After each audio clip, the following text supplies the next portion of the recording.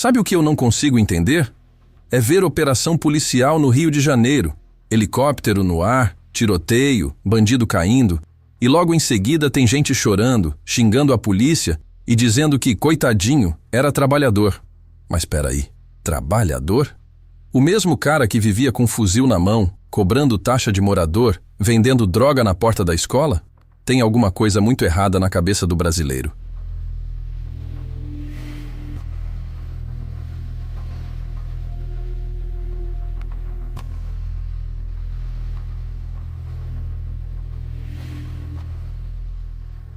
O Brasil virou o país onde bandido é vítima e policial é o vilão.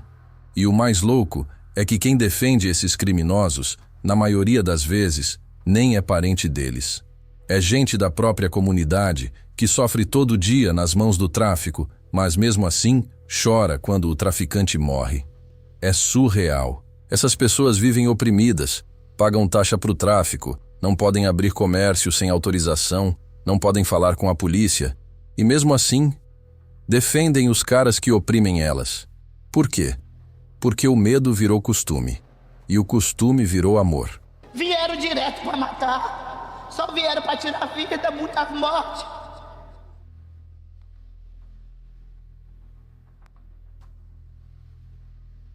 A imprensa brasileira tem um vício: romantizar bandido. Quando o cara morre numa troca de tiros, eles não mostram a arma, não mostram o histórico criminal. Eles colocam a foto do sujeito com a mãe, com a filha no colo, como se fosse o trabalhador do mês. E o povo, que já é carente, que já está cansado de ver injustiça, olha aquilo e pensa: ah, o sistema que é cruel. Mas não. O cruel é quem coloca a comunidade em guerra para defender o próprio lucro. O cruel é o criminoso que coloca uma criança na frente de um fuzil para usar como escudo. Mas isso a mídia não mostra.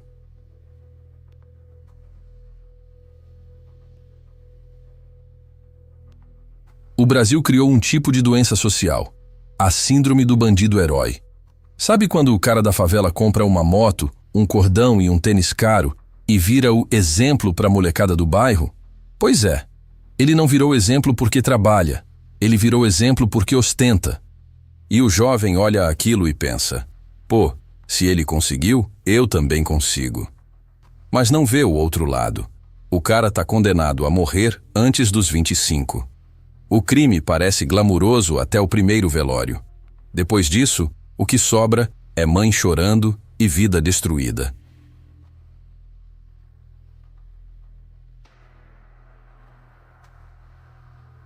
A verdade é dura. Tem gente que defende bandido porque não quer admitir que o mal venceu dentro da própria casa. Tem mãe que prefere dizer que o filho era bom do que aceitar que ele era criminoso. É uma forma de aliviar a dor, de tentar achar um culpado maior. Mas a culpa não é da polícia. A culpa é de quem escolheu o caminho errado e colocou a própria comunidade em risco. E o pior, o brasileiro normaliza o crime. O cara vê assalto e fala: ah, é o Brasil, né? Vê corrupção e fala: é assim mesmo. E quando vê polícia agindo, reclama. É o cúmulo da inversão de valores.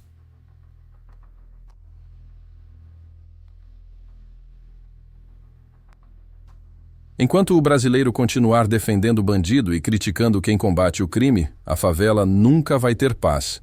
Porque quem manda não é o Estado, é o medo. E enquanto o medo continuar sendo o patrão, vai ter mais gente chorando por bandido do que lutando por justiça. Então, antes de chorar por um criminoso, pergunta para si mesmo: quantas vidas ele destruiu antes da dele acabar? Porque no fim das contas, quem morre de verdade é o povo inocente que vive refém do silêncio.